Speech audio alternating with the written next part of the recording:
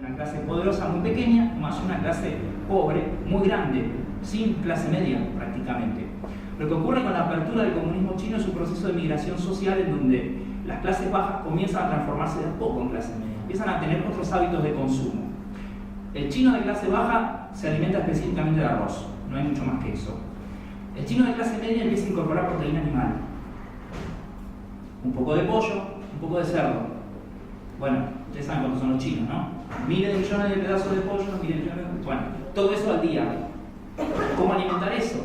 ¿No es cierto? Por supuesto que no va al campo abierto, eso es imposible. Y entonces ahí es donde entra la fórmula de la alimentación balanceada. Y la alimentación balanceada que utilizan los chinos es 2 partes de maíz y 1 parte de soja. ¿Quién abastece eso? Nosotros. El costo ambiental de todo eso, ¿quién lo paga? Nosotros, por supuesto. Fíjense, ahí lo dice, la soja no es transgénico, esa es la fórmula para alimentar ese ganado, que se empieza a incorporar también acá, esa técnica que es la que tenemos en los feedlots. El ganado que está siempre parado, comiendo continuamente, ¿no es cierto?, en una situación de engorde sin ningún tipo de movimiento. Siempre, por supuesto, el objetivo económico. Fíjense, el año pasado, después lo vamos a ver, cuando tengamos un ratito, un documental en el que hice producción para la televisión italiana, que bueno, marcó todo un lío realmente porque en realidad fue un equipo de Italia que vino acá en su momento a investigar este tema. Primero me contactan para ubicar algunos de los lugares más contaminados de Argentina, justamente para mostrar el modelo de producción agrícola, el modelo de producción de alimentos. No vayan a creer que es porque a Italia realmente le importe la salubridad de los argentinos, ni mucho menos. A Europa en general no le interesa. De hecho, antes trabajé en una producción para Francia y fue exactamente lo mismo. Lo que a ellos les importa es, ustedes hagan lo que quieran en su territorio, pero no nos manden los alimentos envenenados a nosotros. Esa es la única pauta que vamos a poner. Entonces, preocupados porque en la harina de soja comenzaron a encontrar restos de algo llamado glifosato, justamente, se produce esta visita de estos periodistas con los que, bueno, me toca trabajar y visitar algunos lugares terribles, que lo van a ver en el video, por supuesto, que son de nuestro país, no es que estoy hablando de un lugar extraño, ni mucho menos, porque a ellos les vendemos la harina de soja, que usan en las pastas. Y realmente no está bueno que les mandemos glifosato, ¿cierto? Que se quede acá, básicamente. Pero también nosotros engordamos pollos, cerdos, en Francia, por ejemplo. Que justamente cuando me toca trabajar con los franceses en un documental sobre la situación justamente de Argentina en materia de pesticidas, lo que les interesaba era esto, es cómo se está alimentando el pollo, cómo se está alimentando el cerdo, porque es lo que en definitiva les llega a ellos, ¿no es cierto? Ahí nosotros tenemos todo un modelo agrícola, les decía, que se ajusta a esta idea de supermercado del mundo. ¿Qué necesitan? Francia necesita alimento balanceado, China necesita soja. Nosotros, para que se den una idea, le estamos vendiendo soja transgénica en maíz a Vietnam, para que Vietnam alimente peces que después les vende a China. Eso está en el programa bien aclarado, en el programa de agronegocios de la Universidad de Buenos Aires, está aclarado cómo funciona ese mecanismo. Nosotros somos proveedores de la cadena de distribuidores y de provisión también de China, y en muchos casos no somos ni siquiera proveedores directos, para que se den una idea. Pero bueno, empezamos a perder eso, ¿no? La diversidad en la producción. Todo esto detrás de estos nombres que ustedes ven ahí, que los tienen que conocer de algún lugar, seguramente.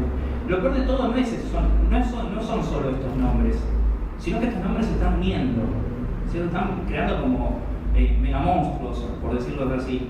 Ustedes sabrán bien que Bayer compró Monsanto, están en ese proceso. Ahora Bayer parece que le va a meter un pedacito a Dow, que está ahí también, porque necesita que le aprueben la operación en Europa y está un poco complicada. En realidad no porque los europeos se pongan duros con la restricción, sino porque no saben bien cuánta plata va a agarrar cada gobierno. Ese es un poco el punto. Después, Syngenta es una empresa que compró en China, que es la Monsanto asiática, por así decirlo. Ustedes saben lo que decíamos recién, los chinos no saben hacer cosas pequeñas, es todo a lo grande. Y realmente una productora de pesticidas de China es como para asustarse un poquito, ¿no es cierto? Y tenemos la unión de Dow y de DuPont, que son, en el caso de Dow y de DuPont, bueno, son productoras que también las tenemos acá en Argentina. Dow, de hecho, es socia de YPF, BASF, alemana, es socia de YPF. Bueno, son nombres que nosotros tenemos bastante bien marcados, ¿no es cierto? Fíjense, todos estos nombres en sí, cada uno de ellos, uno más siniestro que el otro. En el caso de Bayer, dueña de una estrategia publicitaria realmente muy exitosa, al punto de que seguimos diciendo que Bayer es bueno, ¿no es cierto? Siendo que su particularidad en sí es ser una productora de pesticidas mucho mayor que Monsanto. Monsanto en sí se quedó en la época del glifosato.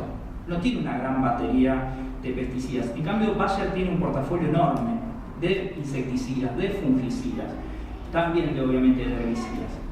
¿Qué ocurre acá? ¿Por qué Bayer compra Monsanto? Bayer entiende que hacia adelante nosotros vivimos en un planeta que ustedes saben bien está en permanente degradación, de cierto modo casi irreversible, ¿no? En donde cada vez tenemos menos superficie cultivable, tenemos problemas con el agua. Bueno, realmente va a ser muy difícil poder sostener la producción con la semilla actual. Entonces lo que ellos entienden es que lo que viene, por supuesto, es la manipulación genética. Y más la manipulación genética atada al paquete justamente de pesticidas. Entonces, Bayer es muy fuerte en pesticidas, lo que hace es vincularse con Monsanto, que es muy fuerte en genética. Y cierran un negocio perfecto. Lo que es muy particular es, fíjense cómo Bayer ha trabajado muy bien. Bayer fue una proveedora de gases para el nazismo, yo no sé si ustedes lo sabían, ¿no es cierto? O sea, realmente es una empresa que empezó haciendo tinturas en el siglo XIX para la ropa, anilinas básicamente, y en un momento empezó a experimentar, empezó a probar inversiones en otros sectores y así es como cae en el sector químico, por supuesto. Bueno, realmente le debemos la heroína, por ejemplo, o sea, le debemos cosas muy complicadas a Bayer, que cuando uno evalúa la historia oficial de la empresa, están borradas, no aparecen. O sea, la época de Bayer durante el periodo del nazismo en Alemania, Bayer no estuvo, no funcionó, no sabemos qué pasó. Bueno, fíjense cómo ha trabajado muy bien la imagen Bayer, obviamente para lamentablemente complicación nuestra, ¿no es cierto? Que muchas personas creen que Monsanto compró a Bayer y que esta en realidad se está comunicando al revés para engañarnos. O sea, fíjense cómo el nivel de trabajo publicitario que ha tenido Bayer hasta el día de hoy es tan efectivo que cuesta que mucha gente entienda que Bayer sí, realmente compró Monsanto y tiene la espalda financiera para poder hacerlo y para poder comprar un par más de estas compañías. Bueno, les pido por favor que cuando se vayan de acá y usen las redes sociales pongan que Bayer compró Monsanto. Sí, sería interesante, porque ahí se presta la confusión. También en esta idea de que solamente Monsanto es la empresa complicada de todo esto, y esto es un modelo que está bien, son muy pocos, ustedes ven los nombres, ¿no es cierto? Fíjense, controlan el 100% de las semillas transgénicas, tienen la venta de agroquímicos prácticamente en su totalidad, y obviamente están experimentando con otras cosas porque este es un negocio que funciona, ¿no es cierto? Hay que seguir innovando. Monsanto no es la única empresa de peso en esta cuestión, insisto, estas juegan muchísimo. Syngenta es una empresa específicamente dedicada a la producción de agrotóxicos. O sea, si vamos a discutir más, es una empresa similar, ¿no es cierto? En cambio, bueno, DuPont tuvo una época que fabricaba dinamita, o sea, había diversificado un poco la cuestión. Pero fíjense que no puedo hablar casi de ninguna en buenos términos, ¿no es cierto? Bueno, van pasando los años, ¿no? Estas empresas se consolidan, se hacen fuertes en la Argentina, vamos bien, vamos vendiendo mucho glifosato, vamos fumigando muchísimo, de 5 a 300 millones de litros, que es más o menos el promedio. A veces es un poquito menos, a veces un poquito más. Ahora es un poquito menos porque vieron que casi toda la provincia de Buenos Aires está inundada, entonces no tiene mucho sentido estar fumigando. Pero obviamente que lo que no se dice es obviamente el vínculo de la soja, de todos estos cultivos, del sistema de siembra directa, obviamente con la inundación, que guarda relación directa en tanto, bueno, estos cultivos son cultivos que no absorben casi agua, se ha producido muchísimo desmonte, bueno, se perdió la diversidad, básicamente, que es lo que un poco sostenía cierto orden, sumado obviamente a un calentamiento global que es indiscutible, ¿no es cierto? Un régimen hídrico de precipitaciones que se ha modificado en la última década y eso es muy difícil de discutir. Lo que empezó a pasar en Argentina después de 96, 2006, ¿no? Ya 10 años, 15 años de este modelo establecido, es que la naturaleza respondió, afortunadamente, ¿no es cierto? Y respondió generando resistencia. Esto es, me vas a tener que tirar más glifosato para matarme, dijo la planta. Y en un momento fue, tu glifosato no me hace nada a mí, me tenés que tirar con otras cosas porque si no, no pasa nada. Entonces, las empresas, ¿qué hicieron? Celebraron. Dijeron, claro, pues yo no solamente tengo glifosato, tengo 2,4-D, tengo paraquat, tengo dicamba, tengo un montón de productos. Piensen en Bayer, que tiene más de 20 productos, no sé, para la venta en Argentina, y se generó un negocio todavía mejor. Siempre a través de algo que Eduardo Cerdá, un especialista que es una eminencia en la cuestión de la agroecología, siempre dice, es un sistema drogadicto este. Es un sistema que cada vez pide más, necesita más y más. Y es real, o sea, lo que dice Cerdá es creo que una gran definición de cómo funciona este sistema de agricultura, ¿no es cierto? En donde, ¿qué ocurre? Los productores que por supuesto podemos discutirlos, podemos caerles encima, hacer muchísimas cosas, también son víctimas de esto. Porque a ellos en los 90 se les vendió la idea de que con esto directamente se acababa la necesidad de labranza, de usar más cantidad de productos, y entraron en el juego y quedaron ahí adentro también. Entraron los estados favorecieron esto, y también otros actores que a veces no tenemos en cuenta. Yo no sé si ustedes conocen cómo funciona el sistema agrícola en la Argentina, del pequeño y mediano productor, que es un tipo que siempre está endeudado, siempre está comprando maquinaria y se mete en créditos y en créditos. Con esa persona no puede esperar quizás a cambiar de cultivo, a rotar, porque ¿cuál es? Se está incentivando permanentemente el endeudamiento, y eso lo hace en la provincia de Buenos Aires el Banco Provincia, por poner un caso, pero los bancos provinciales en general. Entonces fíjense que hay una maquinaria, ¿no es cierto?, perversa, en la que los actores son muchos, no solamente las compañías, sino también los actores de crédito, que en muchos casos son vinculados al Estado, que da una moratoria, ¿no es cierto?, y siempre el productor está endeudado. ¿Cómo salir de esto? Si tiene que sacar el pesticida y tiene que contratar a 10 personas para sacar las malezas, bueno, es complicado, es un escenario muy complicado. A partir de esto que dice Cerdán, de un sistema productivo drogadicto, basado justamente en la utilización de todos estos productos. Lo que fuimos encontrando en el proceso de producción del libro y demás, fueron algunas consecuencias. Fíjense que yo hasta ahora siempre hablo de plata, no he hablado de salud, no he contado nada de ese aspecto. Estamos hablando de cómo tocó lo productivo, que es justamente el punto sobre el cual muchos se basan para seguir sosteniéndolo. Se dejaron de hacer otros cultivos, ustedes habrán visto esto, ¿no? El cierre de tambos, que es una novedad que está bastante seguida en los principales medios, y se empezaron a recortar empleos.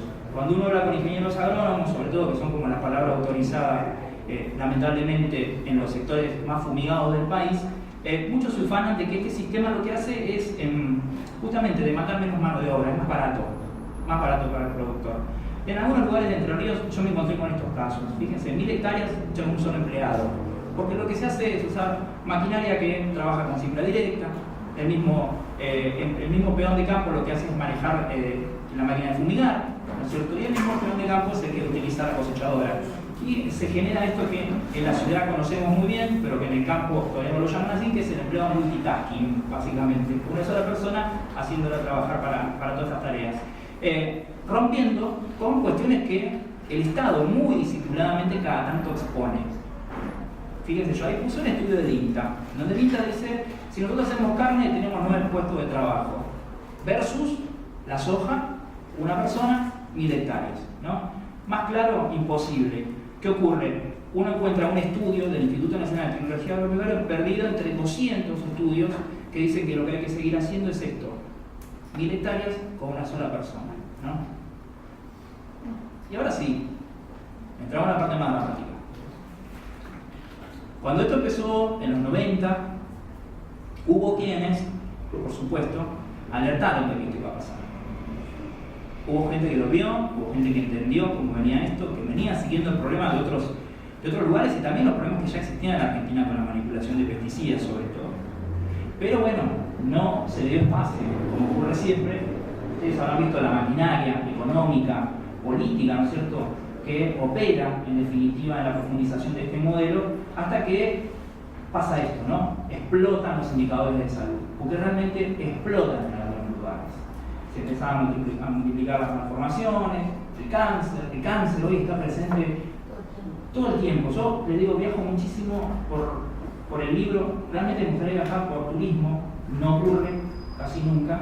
El otro día sacaba la cuenta que fui como 8 o 9 veces a Entre Ríos en los últimos 3 años, y hace unos días me tomé el atrevimiento de ir al Palmar, por primera vez en estas 8 o 9 veces que fui a Entre Ríos. Siempre fue por estas cuestiones, por cuestiones como la del hombre que está en el imagen, que es Fabián Tomasi, que es la tapa de envenenados que mostraba Nina recién. Fabián Tomasi es un caso, y es un caso emblemático, porque es una persona que está con una pensión por discapacidad por contaminación con pesticidas, y eso lo dice su hoja médica.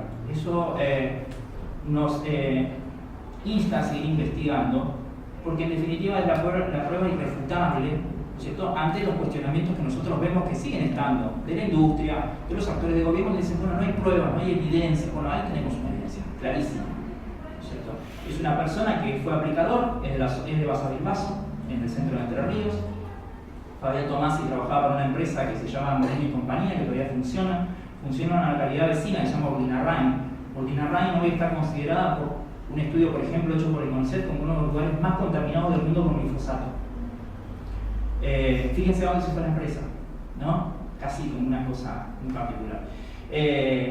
Fabián se ocupó de cargar los aviones durante mucho tiempo, por supuesto que ustedes lo van a ver después en el video, lo cuentan. No tenía protección, prácticas realmente terribles, como es la del banderillero que se usaba en una época que la persona que marcaba el campo tenía que fumigar, ¿no es cierto? El avión pasaba y fumigaba también a la persona que estaba marcando con una bandera. Bueno, el caso de Fabián es la imagen. A mí me han llegado a preguntar si la imagen es trucada, la imagen del libro. Por supuesto que no, tiene una regresión muscular enorme, tiene una polineuropatía tóxica que le impide prácticamente caminar. O sea, yo desde que lo conozco a él, su pronóstico de vida siempre es a 6 meses. Le dan 6 meses más. Hoy por hoy ya prácticamente no camina. En ese momento podía levantar los brazos, ya no puede. Bueno, es un caso concreto de cómo esto repercute en la salud, ¿no? Cómo la interacción, de un modo intensivo, si se quiere, ¿no? De una intoxicación, precisamente esto, ¿no? En el momento hasta lo que es el proceso crónico, que es la degradación que él ha seguido teniendo, porque esto, su proceso de salud se va mejorando porque los pesticidas siguen actuando en el cuerpo, siguen trabajando. Fabián Tomasi hoy sobrevive con esa tensión. Fue un caso muy particular también en una de las últimas elecciones porque no tenía las huellas digitales y quería votar. O sea, se le borraron las huellas de las manos, para que se den una idea.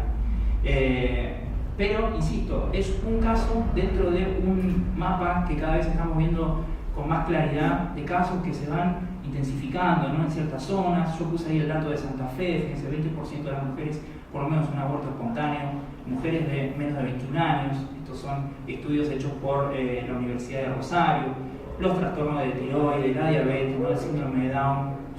Después van a ver el caso de San Salvador en el video.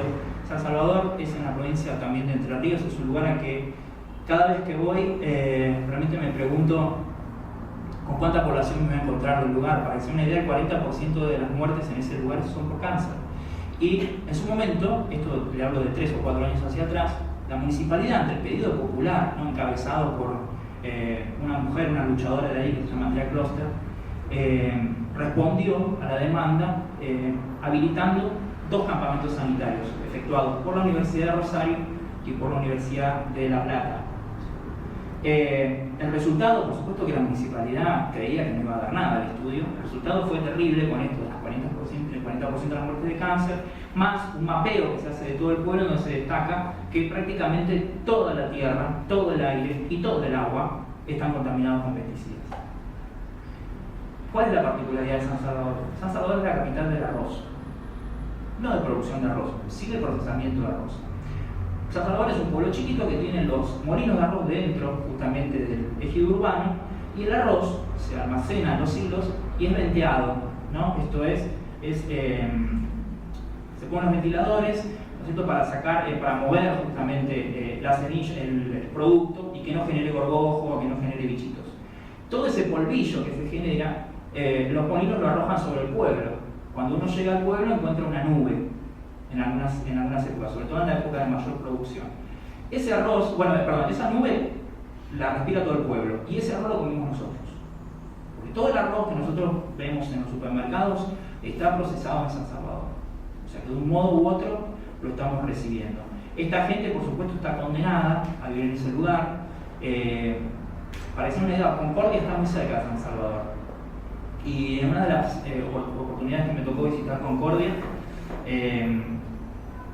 off the record, por decirlo así, me contacta un vendedor de Sancor Seguros de la zona, en donde él me expone que la orden que había llegado, ¿no es cierto?, de la regional era no vender seguros a las personas de San Salvador, interrumpir la venta de seguros, porque obviamente no convenía para el negocio por la cantidad de muertos. Nosotros, con el equipo de italianos que les comentaba hoy, hicimos un recorrido en un momento del año pasado, en donde empezamos a preguntar a la gente en la calle qué opinaban del tema. Y ustedes lo van a ver, era Sí, yo tengo cáncer, mi papá tiene cáncer, mi tío tiene cáncer, mi nene tiene cáncer, allá murió uno de cáncer, ahí también. Para que tengan una idea, en un momento nosotros decidimos apagar la cámara, porque era tanta la cantidad de testimonio que teníamos que era imposible. Todo el mundo, paramos gente que venía en bicicleta en la calle, podía hablar del problema. Y cuando uno preguntaba, ¿cuál te pensás que es la causa? Decían glifosato. No decían ni agrotóxico ni decían glifosato específicamente. Esa realidad, lamentablemente, es muy común en los pueblos. La única diferencia de San Salvador es que tuvo 2 estudios que lo prueban. Pero desde ahí nosotros nos fuimos a otros pueblos y es lo mismo.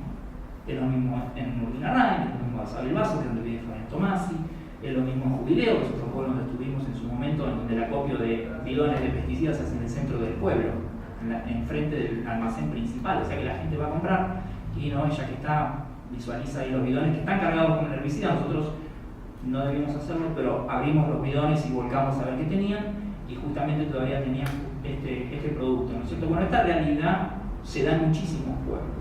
Nosotros lo hicimos en Entre Ríos, en Santa Fe es igual, en la provincia de Buenos Aires es muy similar, y lamentablemente todo esto ha generado este cambio, ¿no es cierto?, en lo que son los patrones de salud de nuestras poblaciones en el interior del país. Ahí tenemos más casos. En el caso de Córdoba, bueno, hay estudios, uno de ellos son en la localidad de Montemaíz, donde también 30% de las muertes, fíjense, 30, 40% en San Salvador, van variando, pero en definitiva esos son los patrones que hoy se han vuelto comunes, lamentablemente, que uno encuentra en cuanto visita estos lugares, en cuanto hace las entrevistas. Y después tenemos estas cosas, ¿no?, que es la detección de pesticidas en las frutas y en las verduras, ¿no es cierto? Y algunos estudios que empiezan a encontrar, ustedes lo habrán visto, está un poco de moda esto de decir tengo glifosato en sangre, o tengo leche materna, o la leche materna está contaminada. En el caso del glifosato con sangre, hay un periodista que yo he visto que está cada tanto saliendo muchísimo, no me sale ahora el nombre, pero me gusta escracharlo siempre. ¿Saben por qué? Porque él fue el vocero de María Julia Alzogaray, cuando la Secretaría de Ambiente decía que eran buenos los transgénicos y que no había problema en usar el glifosato. Esa persona, que generalmente aparece en el Canal América, no me sale el apellido, es un apellido largo y complejo, últimamente yo he visto que hace declaraciones de que tiene glifosato en sangre y se espanta un poco de la situación y habla de los pesticidas. Él fue una de las personas que se ocupó justamente de lo discursivo, de avalar este modelo, y lamentablemente hoy lo tenemos ahí, ¿no? Justamente, haciendo que denuncie. Tenemos casos, yo les comentaba de San Salvador. Acá este es un caso que es referencia. Es el caso de Ituzaingó. Esto es en la periferia de la ciudad de Córdoba. Un barrio muy complejo, súper complejo realmente, porque está rodeado de campo. Ustedes van y realmente es campo todo alrededor. Muy cerca estaba el predio que en su momento intentó desarrollar Monsanto cuando fue toda la situación con una planta semillera en la provincia de Córdoba, en Malvinas Argentinas. Eso está relativamente cerca. Pero el caso de Ituzaingó, la particularidad que tuvo es que generó un colectivo, que son las madres de Ituzaingó, que todavía funciona, que en el año 2001, en la previa 2001, empiezan a notar que tenía muchos enfermos de cáncer. Fíjense, ese dibujo que está ahí, ese mapa justamente de Ituzaingó, está marcado con distintos puntos que son las dolencias que estas madres encuentran en una recorrida que hacen casa por casa. Una de las madres este año me comentaba que realmente para uno como periodista es interesante en ese punto. Porque yo le dije, ¿quién inicia todo esto? Y me dice, fue el comentario que hizo Porota, Otita, en el almacén, que dijo, che, qué cáncer que hay acá. Ese fue el disparador. Alguien dijo, sí, es cierto, deberíamos ver cuántos casos tenemos. Fíjense lo que es el mapa. No tenían más espacio para poner puntos, porque no solamente es cáncer, ahí dice lupus, bueno, anemia, hepatitis, bueno, muchísimas dolencias. Ese colectivo lo que hace es, ustedes saben cómo son los cordobeses, empezaron a armar quilombo, empezaron a cortar calles, empezaron a salir a reclamar una medida, ¿no es cierto?, de parte del gobierno, de la ciudad de Córdoba, por supuesto, y finalmente lo que logran es ir a un juicio. Y ese juicio deriva en el 2012 con la condena penal al productor y al aviador, que hacían las aplicaciones en los justamente campos frente al barrio. ¿No es cierto? Fíjense la medición que logran, los datos que logran reunir a partir de lo que es la exigencia de la responsabilidad política de Córdoba, ¿no? Esto, mediciones donde encuentran que los chicos del barrio tienen endosulfán y glifosato en la sangre. Endosulfán es un insecticida cancerígeno, y el glifosato, por supuesto que también. Después vamos a hablar un poquito de eso. En 2012 se puso esta condena penal, que es una condena, como ustedes saben, como pasó la semana pasada con una condena en Entre Ríos. No sé si escucharon el caso de Mayra Leiva en la escuela en Santa Anita, en la provincia de Entre Ríos, justamente, en donde también se condena al aplicador, a la empresa, por supuesto, y al dueño del campo, con penas, ¿no? 18 meses en el último caso. Acá fue algo similar, ¿no es cierto? Nadie va preso, ustedes saben, si no pasan los 3 años nadie va preso, pero que generan ¿qué? Jurisprudencia, que es un poco lo que se necesita para empezar a discutir esto. Porque acá, más allá de que estemos hablando de cáncer, no estamos hablando de un problema de salud, estamos hablando de un problema político. Lo que nosotros tenemos hoy es un problema estrictamente político, porque en tanto se impongan reglas a este modelo desaparece, ¿no es cierto? No funciona más de esta manera. Y rápidamente, obviamente, debería mutar para que no tengamos que hablar de esto, ¿no? Chicos que tienen, en el 80% de los casos, endosulfán y glifosato. El glifosato. Bueno, lo conocen a Andrés Carrasco, ¿no? Andrés Carrasco, científico del CONICET, perseguido después de haber hecho una de las primeras experiencias de investigación respecto de los efectos del glifosato, ¿no es cierto? El glifosato en sí mismo, en un estudio que Carrasco en su momento se ocupó de divulgar, ¿no es cierto?, casi de forma instantánea, lo cual para la comunidad científica fue como espantoso, ¿no? La comunidad científica, que generalmente lo que hace es generar papers, aceptación entre los colegas, no podía tolerar que de repente Carrasco tomara la decisión de ejercer el rol social de informar a la población de lo que estaba pasando con este producto. Lo que hizo Andrés Carrasco, que falleció hace algunos años, fue eso, empezar a trabajar sobre la toxicidad del glifosato, analizarlo incluso en concentraciones menores a las que se utilizan en el campo argentino. Y ese es un poco el resultado, ustedes lo pueden ver ahí, ¿no? Bloquea la reparación del ADN, esto altera, por supuesto, el funcionamiento de la célula, genera cáncer, básicamente. Pero no solo eso, Carrasco también probó estas concentraciones y detectó malformaciones en vertebrados, ¿no? Que es permeable a la placenta. Y también un aspecto sobre el cual Monsanto hizo publicidad durante muchos años, la persistencia en el ambiente, mientras que Monsanto siempre decía que era biodegradable, ¿no? Que el glifosato, una vez aplicado, a los pocos días no se encontraba más. Por supuesto que, como les decía, Carrasco fue perseguido, ¿no? Fue uno de sus grandes persecutores, fueron Barañao, ¿no? Es Barañao, parte de su equipo también. O sea, toda la gente que nosotros tenemos hoy en el Ministerio de Ciencia son jugadores que en su momento se ocuparon de cuestionar el trabajo de Andrés Carrasco, que hoy por hoy, en definitiva, a través de dictámenes como el de la Organización Mundial de la Salud, que vincula directamente el glifosato con el cáncer, bueno, reactivan, ¿no es cierto?, la validez de este estudio, que de por sí sentó un precedente enorme, no solo para la ciencia en Argentina, sino para toda la ciencia que discute a nivel mundial. Hoy el tema de los pesticidas no es necesariamente un tema que nos compete únicamente a nosotros, sino que es una problemática generalizada, ¿no es cierto? A nosotros en la región nos ha tocado lamentablemente ser un poco los actores de distribución de este mal. Nosotros, para hacer una idea, Brasil, que es el segundo productor de soja transgénica a nivel mundial, con el ingreso de la soja transgénica a Brasil es por Argentina, en lo que se llamó en su momento la soja Maradona, ¿no? Por el rendimiento que tenía. Después, para que se den una idea, cuando cuando el kirchnerismo impuso las primeras trabas a la exportación de ciertos productos y empezó a poner cláusulas también, las retenciones, que ustedes recordarán, hubo productores como por ejemplo Gustavo Batel que trasladaron todo su trabajo a Uruguay y introdujeron todo esto también, todo este tipo de uso. El glifosato, pero el glifosato en sí mismo, no atado a todos los aditivos que tiene el bidón. Imagínense si aparte lo combinamos con 2 o 3 productos más, ¿no es cierto? No hay discusión sobre lo que produce, no sé, el glufosinato todavía, que es un producto que está usando cada vez más en el campo argentino. Bueno, lo que menos podemos saber es qué ocurre cuando combinamos esas cosas. ¿Qué pasa si le ponemos glufosinato, glifosato 2,4-D? Es un gran misterio. El problema cuál es que están haciendo este experimento a cielo abierto al lado de los pueblos. Y lo están haciendo para supuestamente generar alimentos. Y eso es lo que nos llega un poco a nosotros. Cuando uno ve cómo funcionan las organizaciones del campo, Ustedes habrán escuchado en algún momento quizás que muchas hacen mención a las buenas prácticas agrícolas. Es un concepto que tratan de imponer desde la sociedad rural, desde CASAFE, que es la cámara que aglutina a los productores de pesticidas. Muchísimos actores trabajan esta idea de que los pesticidas no son malos, sino el tema es cómo los estamos usando. A veces van a escuchar como, bueno, pero la lavandina es más peligrosa. A mí me ha pasado de discutir con cada tarado, voy a decir así, que realmente, que yo les he dicho, bueno, pero yo puedo ver una botella de lavandina y me puedo quedar al lado. Si yo te hago un video de glifosato, ¿vos te quedás sentado al lado? Bueno, pero eso quién lo hace. Bueno, vamos a la pavada, vamos a probar todo.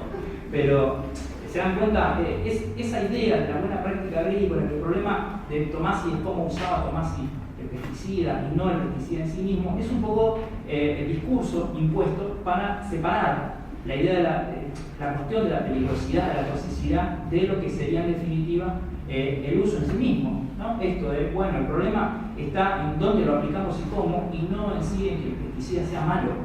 Fíjense qué concepto buscan imponer, ¿no es cierto? La realidad es que cuando uno, por ejemplo, se pone a navegar en las páginas de los malos, por ejemplo, de CASAFE, justamente, de la Cámara de los Productores de Pesticidas, encuentra estas ideas de las buenas prácticas agrícolas, en donde ellos lo que hacen es sugerir cómo debería ser el modo de aplicación para, en definitiva, asegurar la salud, tanto del que está aplicando como del vecino o de las personas que están cerca, ¿no es cierto? Cuando uno ve el tipo de traje que tienen que utilizar, son trajes de astronautas. O sea, los aplicadores deberían usar, yo no sé, voy a tener que incluir esa imagen, porque realmente es fuerte. Son 3 o 4 capas de ropa más una escafandra. Bueno, eso es lo que debe usar un aplicador para echar glifosato, básicamente. Yo, el año pasado me tocó estar en una Cámara de Diputados para discutir este tema con algunos asesores.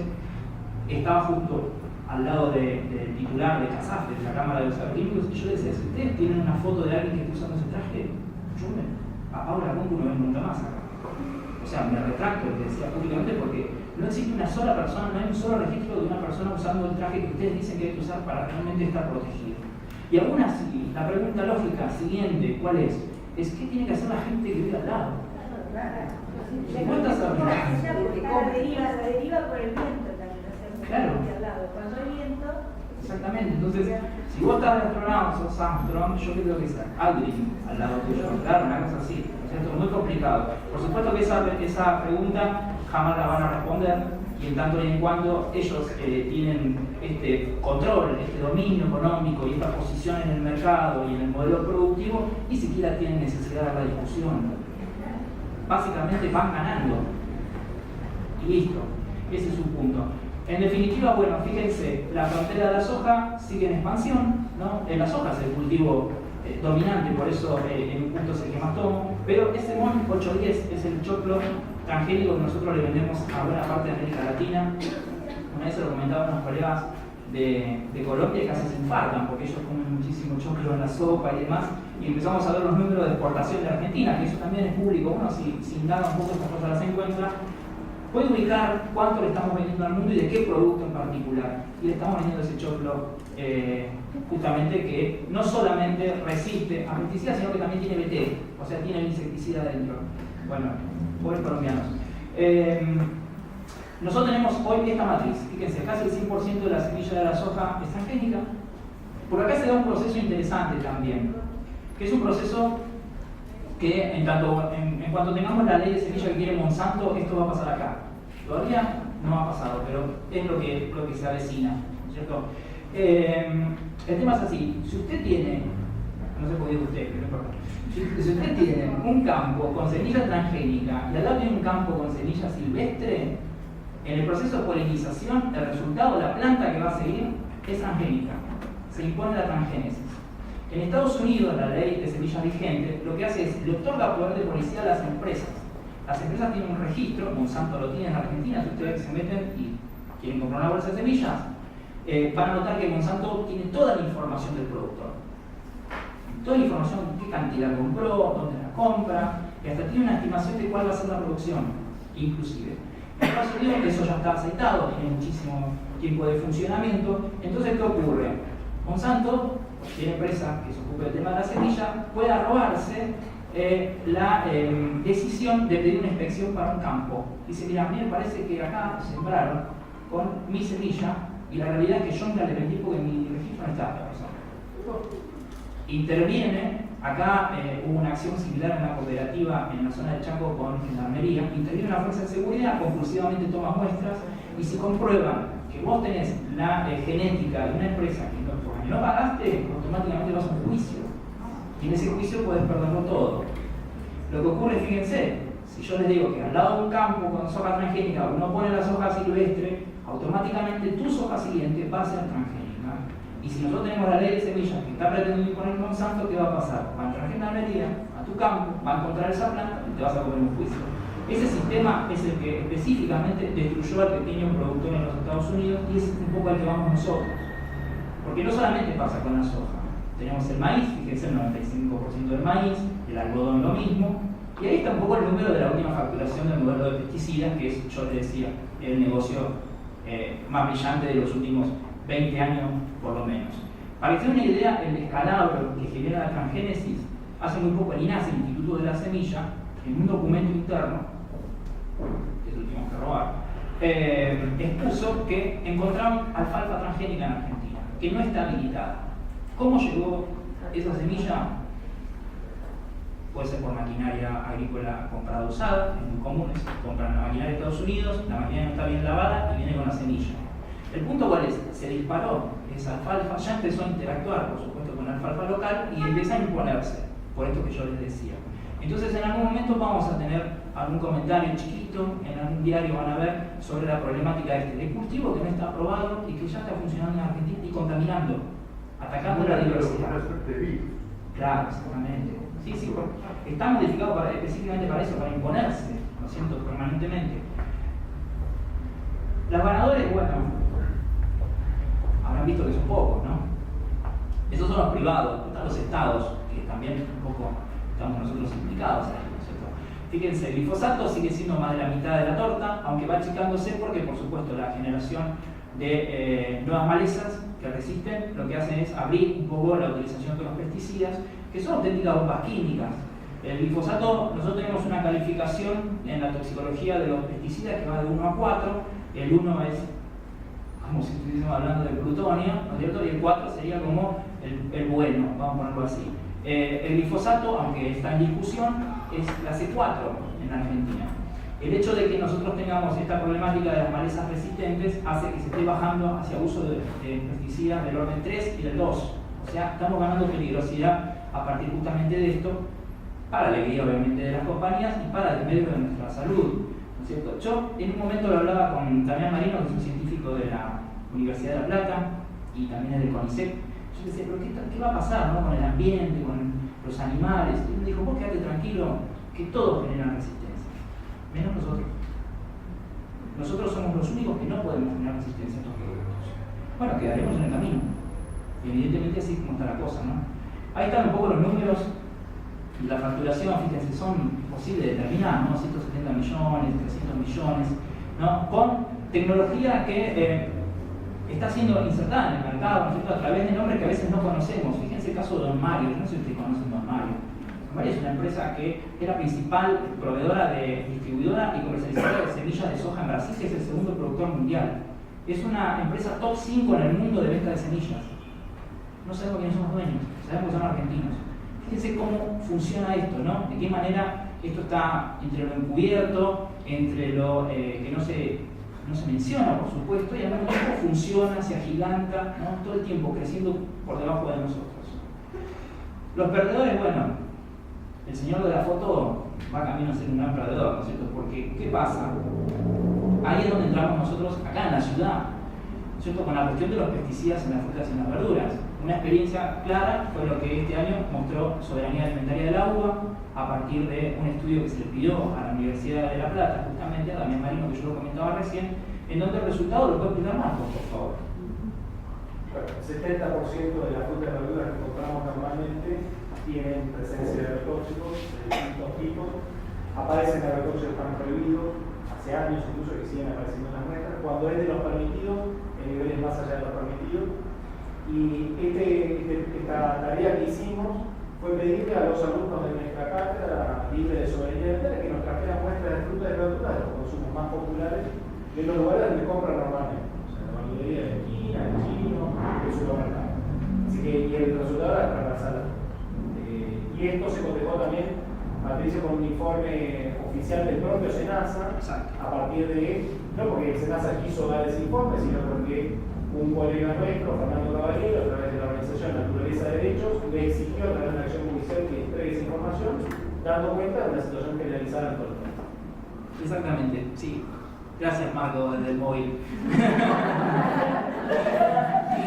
No, pero es cierto, es cierto. El mobiliario de soberanía del Evidentemente, permítemelo que empiece, por favor. Estoy muy cansado.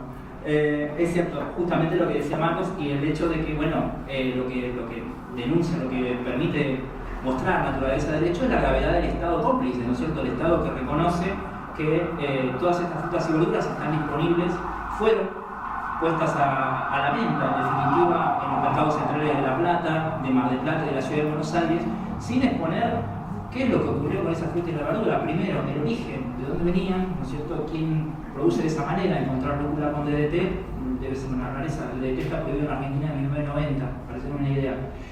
¿Y qué pasó en definitiva con esa fruta y esa verdura? Si llegó a la verdulería y si nosotros lo terminamos comparando. Bueno, todo eso el SENASA nunca lo aclaró, y lo que hizo, esto pasó en abril de este año, es poner a girar a un director por principales medios, estuvo en Telefe, estuvo en varios, para tratar de eliminar la idea justamente de la peligrosidad de estos productos dentro de nuestras frutas y la verdura, principalmente en cítricos, en frutillas, en manzana. En manzana encontraron 22 pesticidas, ¿no? ¿Y qué dice? ¿Cuál es el problema? No sabemos si fue en un cajón o en una manzana, porque SENASA lo que hizo fue asentar las cosas de tal manera que lo que hizo es erradicar la posibilidad de detalle. Entonces no sabemos esos productos si en definitiva se comercializaron, y mucho menos cuáles eran los más complicados en términos de toxicidad, y si evidentemente, bueno, habían hecho una medición posterior, ¿no es cierto? Estos son procesos aislados que SENASA muestra a partir de esta acción de naturaleza de derecho, como bien decía Marcos. Ustedes habrán escuchado el caso de una nena hace muy poco que falleció en la provincia de Corrientes, por lo que sería el consumo de una, por lo que fue, no por lo que sería, el consumo de una mandarina envenenada, exactamente, una mandarina envenenada con furadán. El furadán es un producto que algunos dicen que está prohibido, en realidad no está prohibido en Argentina, sí está prohibido en buena parte del mundo. Y en Argentina está habilitado, entre otras cosas, para erradicar ciertas plagas, como por ejemplo pájaros. Justamente el furadán, en este caso, lo que se había hecho es poner cebo, estas mandarinas como cebo, con este veneno, ¿no es cierto?, que se ha inyectado justamente para erradicar loros, principalmente, que atacan los cultivos de arándanos que hay en esa zona. El productor lo que hizo fue eso, puso unos cebos. La nena encuentra la mandarina y se come esa mandarina, y obviamente muere prácticamente en el acto. Estaba con un familiar que se intoxica pero sobrevive, pero en un punto lo que nos puede pasar a todos, ¿no? Digo, yo cuando voy al supermercado y digo, ¿qué mandarina me está tocando a mí? Y uno se ríe de esas cosas, pero al mismo tiempo es una realidad, ¿no es cierto? Esto existe, ya hay una evidencia científica. Nosotros como periodistas, lo que nos pasa, digo nosotros porque hay varios más que estamos trabajando en esto cada vez más, afortunadamente, nos pasa que ya el nivel de evidencia científica es enorme, y que era un poco lo que se discutía cuando yo empecé Envenenados, en el 2010, 2011. Ahí decían, no hay evidencia científica. Hoy tenemos una evidencia que realmente a veces no damos abasto para poder contarla, ¿no? Para poder detallarla, del nivel de contaminación que tenemos hoy en la Argentina, que nos ha tocado ser justamente un bastión de los pesticidas, de este modelo de pesticidas, y que lamentablemente está siendo observado por, como yo les decía, la televisión italiana, vienen los franceses, japoneses, porque lo que no quieren es justamente llegar a un nivel de prácticas como las que tenemos nosotros en nuestros campos. Esa es la realidad.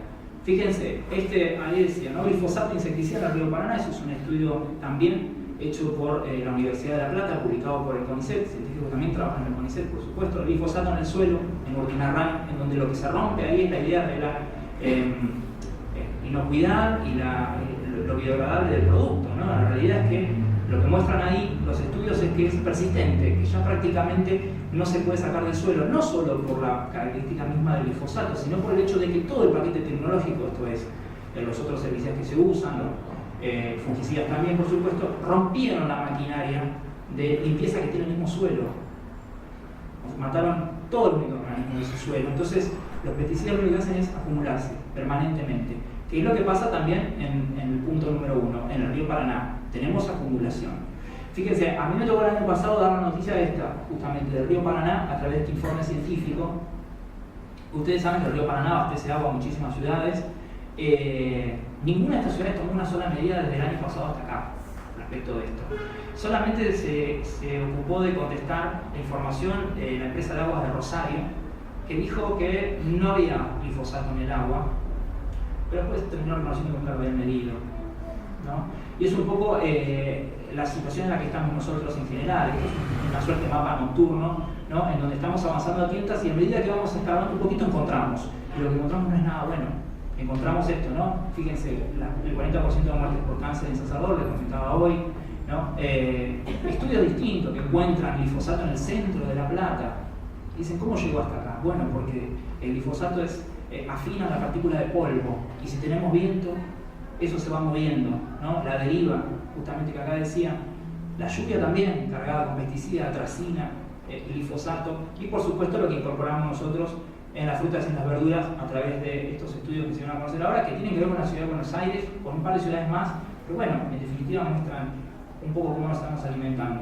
¿Cuál es la perspectiva? Bueno, tendría que hacer la lámina negra, no verde, porque la idea es seguir abasteciendo al mundo. Seguimos haciendo tratados comerciales. Fíjense que Macri, uno de los primeros viajes que hace es a China, ¿no? Para seguir sosteniendo justamente el nivel de comercialización y el desarrollo de nuevos transgénicos, ¿no? Cristina, antes de irse, se ocupó de anunciar la papa, ¿no? Hasta ahora yo no he podido probar de que esa papa esté sembrada en algún lugar, pero esa papa existe, por lo pronto, y le voy a contar una rareza de esa papa. Acá hay una organización, uno de los organismos que se ocupa justamente de aprobar los transgénicos se llama Conavia. Conavia está integrada, entre otras, por los mismos productores de transgénicos. Acá, es el zorro que cuida el gallinero. Y entonces, yo me entero de casualidad que Conavia se reunía para terminar de delinear la aprobación de la papa. En ese momento era la época de Gabriel Delgado en la agricultura del kirchnerismo, ya la última etapa del gobierno de Cristina. Entonces hablo con alguien de Conavia y le digo, me dice, nos vamos a reunir en Chaco. Le digo, ¿qué van a hacer en Chaco? Me dice, no, porque se aprueba la papa. Le digo, mirá. Le digo, ¿pero quién desarrolla la papa? Me dice, la desarrolla Tecnoplan. Tecnoplan es una división del grupo Sidus. No sé si les suena, una empresa de farmacología. Si ustedes se componen, toman la PASMO, Sidus gana plata. Bueno, el grupo Sidus es un gran promotor de científicos vinculados justamente con este trabajo. De ahí surgió un muchacho, Lino Barañano, no sé si lo ubican. Bueno, él trabajó en un proyecto de vacas transgénicas que fue un auténtico fracaso, pero que en su momento le permitió presentarse ante Néstor Kirchner allá por el 2003. Eso le aseguró un poco la cercanía con el kirchnerismo, con la gestión política y la creación posterior del Ministerio de Ciencia. Bueno, lo que me dice esta persona es, Tecnoplan desarrolla la papa, Tecnoplan de Grupo Sidus, perfecto. Y le digo, ¿y quién es el jefe del equipo? Me dice, no, es el equipo del doctor Alejandro Mentaverri, el número 2 de Barañao, en ese momento. O sea que un funcionario público sería vinculado a una empresa, ¿no es cierto?, que hacía desarrollo privado de transgénico, patentaba, por supuesto, y recibía la aprobación de los mismos organismos de Estado. O sea, a ese nivel seguimos, ¿cierto?, funcionando. Porque ¿qué pasó? Lino Barañao sigue en esta gestión y sigue todo su equipo. Por ende, tenemos científicos vinculados a organismos públicos, funcionarios públicos básicamente, que lo que siguen haciendo es incentivar negocios para los privados a través de investigación científica que financiamos nosotros. Ese es el estado de situación que tenemos. Sigo con la perspectiva. A mí me tocó hablar justamente con Alejandro Mentaverri, el dueño de la papa. Y una de las cosas que me aclaró sobre este modelo era que está entendido que hay un proceso de migración del campo a la ciudad, producto obviamente de toda esta forma de hacer agricultura, que lo que hace es erradicar al peón. Cuando ustedes escuchan de que el campo genera trabajo, bueno, es una gran mentira, por supuesto que no genera trabajo. Si con una persona hace 1000 hectáreas y con 9 hace ganadería, esto es más que claro, ¿no es cierto? Pero cuando uno interviene y interactúa justamente con funcionarios del gobierno, lo que te dice es que el problema no es esta migración, no es que la gente se queda sin trabajo en el campo, sino qué vamos a hacer con esa gente que viene a la ciudad. ¿Qué competencias les vamos a dar? ¿Cómo los insertamos? No queremos que vuelvan al campo. Y es un poco la situación que grafica la fumigación de las escuelas, de las maestras. La escuela quedó inserta en un mapa verde en donde se transformó en una auténtica molestia para los productores. Esa escuela no tiene que estar ahí. Y en un punto que sigamos teniendo fumigaciones, es casi una amenaza. Eso te vas, o esto es lo que te va a pasar. Y si nosotros tenemos una justicia que a una persona que fumiga una escuela le da 18 meses, ¿no? Que es en definitiva pagar una multa y hacer un poco de trabajo comunitario, es un poco como una invitación, ¿no es cierto?, a seguir haciéndolo. Fíjense el problema, cuando uno, si se ponen a analizar en algún momento los números, por ejemplo, de los últimos censos, van a notar que las provincias agrícolas prácticamente decrecieron en lo que es la cantidad demográfica. Es un número muy fino, pero van a notar que hay un proceso, en definitiva, de migración importante y se dan los territorios donde están muy ocupados por la soja. Hay un movimiento social derivado justamente de este proceso de agricultura que, como digo ahí, y te lo dicen los científicos en el Ministerio de Ciencia, ya no se hace más en el campo, la agricultura se hace en un laboratorio. Todo parte en definitiva del laboratorio. Y vamos a seguir usando agroquímicos porque bajan los costos, por supuesto, y vamos a hacer una innovación más que algunos empresarios ya están llevando a cabo y que fueron alentados en su momento por algunos de los convenios que firmó Cristina Fernández. Esto es probar transgénicos ajenos. China, por ejemplo, está probando varios transgénicos en Argentina para después adaptarlos a lo que sería su modelo de producción. Por supuesto que el costo ambiental lo pagamos nosotros, ¿no es cierto? De experimentar con esas semillas, del uso de pesticidas que conllevan esas semillas. En alguna de las oportunidades que entrevisté a gente de Monsanto, ellos me detallaron muy bien de que todos los productos que Monsanto vende en el mundo a nivel semillas transgénicas se prueban en Argentina. Todos. De hecho, hay un nuevo desarrollo en maíz que se acaba de probar en Estados Unidos, que tiene modificación de ARN, es una nueva tecnología. Bueno, eso se probó cerca de Pergamino, acá en la provincia de Buenos Aires. Y básicamente es la idea de la empresa seguir haciendo la experimentación acá, en definitiva, porque encuentran no solamente facilidades de parte de los gobiernos, sino también mucha mano de obra científica que está dispuesta a colaborar en la investigación. Bueno, yo esto no lo puedo responder, básicamente. ¿Cómo nos vamos a alimentar nosotros? Cuando uno entrevista a alguno de los empresarios que tienen la manija del modelo de producción sojera, la respuesta siempre es la misma, es, bueno, de eso se tiene que ocupar el Estado, a mí no me corresponde. Fíjense, esto es un número que surgió básicamente de un congreso que se hace todos los años en Rosario que se llama Soja, en donde los empresarios justamente de la oleaginosa se juntan a darse muchos abrazos y felicitarse porque esto va bárbaro, y casi como una suerte de antojo decidieron analizar los productos en los supermercados para ver qué presencia tiene la soja transgénica, porque es muy bueno realmente el negocio. El resultado fue de 750 productos, pero a mí me tocó entrevistar justamente a la ingeniera que tuvo a cargo este estudio que se hizo en la ciudad de Rosario, en los supermercados de la ciudad de Rosario. Ella me dijo, no, quédate tranquilo que son 1000, no son 750. Porque ¿cuál es el punto? Nosotros tenemos un código alimentario muy viejo que, entre otras cosas, no contempla los últimos desarrollos en materia de manipulación genética. Entonces, lo que establecen algunos incisos, precisamente del código alimentario, es que no hay algunos ingredientes que no es necesario declararlos. Muchos de ellos son justamente derivados de la soja, ¿no es cierto?, algunos tipos de componentes. Entonces, ese número de 750 pasa a 1000 productos. Tenemos frutas y verduras con pesticidas, fíjense, en ganado alimentado con forraje transgénico. Eso es una investigación de la cual en algún momento vamos a tener algún detalle con algunos investigadores, con algunos científicos justamente de la universidad pública que están trabajando en este tema. Es, ¿qué ocurre con la carne? Si nosotros estamos alimentando en definitiva con este modelo feedlot, que es el que se va imponiendo de a poco, bueno, esto pasa, esto no pasa, está presente, bueno, los pronósticos son los peores, ustedes entenderán, ¿no es cierto? ¿Y cuál es la alternativa? Bueno, ahí está un poquito, ¿no? La agroecología, volver a las fuentes básicamente, como una opción que quizás en algún momento pueda empujar el cambio en la Argentina, porque saben que el mundo está pidiendo más de esto. Europa está pidiendo mucho orgánico, mucho trabajo en agroecología, ¿no es cierto? Entonces quizás en algún momento, en tanto nosotros somos proveedores de ese mundo, debamos modificar este proceso de producción. Yo sé muy bien que hay una misión justamente de funcionarios de la provincia de Buenos Aires que están en este momento en Europa promocionando la posibilidad de que Argentina se transforme en un gran justamente abastecedor de productos orgánicos. Quizás eso pueda ser, lamentablemente, ¿no? El pedido de la demanda externa, el hecho de que sigamos siendo otro supermercado y bueno, el cliente exija otra cosa. Pero fíjense que no depende en definitiva de lo que es nuestra estabilidad, nuestra seguridad sanitaria, sino lo que está pidiendo el que compra, ¿no? Lo cual es realmente penoso. Y ahí es donde también tenemos que tomar en cuenta nuestra responsabilidad, que no está puesta en la lámina, pero es clara, ¿no? Nosotros no podemos pretender tener frutillas todo el año, tener un tomate así de grande, ¿no? Esta cosa que hemos incentivado un poco, ¿no es cierto? Esta idea de lo grande, de lo lindo, ¿no es cierto? Cuando uno visita lugares donde se hace producción orgánica, no digo en Argentina, fuera de Argentina encuentra los más chicos son de estación, que hay un compre local, bueno, hay todo un entramado de cosas que funcionan, pero al mismo tiempo esta idea de que no se puede pretender tener arándanos todo el año, porque si no estamos incentivando todo lo anterior, ¿no? Está bien que yo me baso mucho en la soja porque, bueno, tiene millones de hectáreas, no tenemos millones de hectáreas de otros cultivos a un nivel tan elevado, ¿no?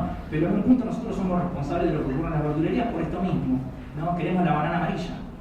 Claro. Bueno, sí, la van a tener amarilla, claro, por supuesto que sí. Ahora, ¿a qué costo? ¿No es cierto? ¿A qué costo todo? Y ahí es un poco, creo, el final de esto que yo les digo, ¿no? Esto, más allá de la perspectiva que es muy oscura, más allá de los actores de gobierno, hay obviamente elementos de resistencia que los pueden encontrar en los pueblos, que se está dando justamente, las organizaciones, los colectivos que están luchando justamente por imponer otro modelo, pero también estamos nosotros jugando este partido y bueno, deberemos definir de qué lado nos vamos a parar, ¿no es cierto? Ahora vamos a ver un video cortito en donde Fabián Tomasi dice, plata o vida. Bueno, la respuesta dice, ¿no? La tenemos nosotros. Bueno, habrá que en definitiva ponernos un poquito a profundizar en lo que nosotros pretendemos también de cada una de las cosas para a partir de ahí sí, ¿no? Establecer algún tipo de cambio que sea por lo menos, no sé, en el corto plazo, que es un poco lo que necesitamos más allá de la urgencia de pensar en la gente que viene. Bueno, muchas gracias.